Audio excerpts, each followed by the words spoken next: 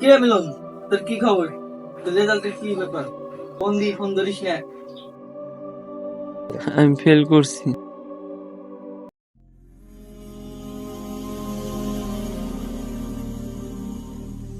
তুই তো ভালোই প্রস্তুতি নিছিলি। তাহলে ফেল করলাম কেন? বাবা মার স্বপ্ন শেষ হয়ে গেল। আমি তো অপদার্থ, বেঁচে থেকে আপনি। শোন, একটা পরীক্ষা শেষ করে জীবন শেষ না।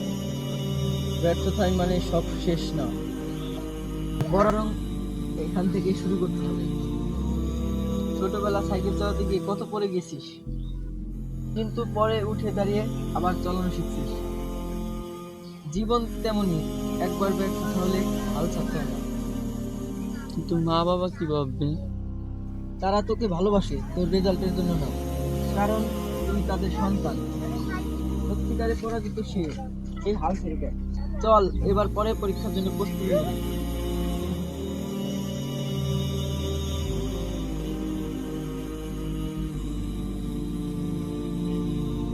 অন্ধকার যত গভীর হোক, ভোর ঠিকই আসবে। নিজের উপর ভরসা রাখো, সাফল্য তোমার অপেক্ষায়।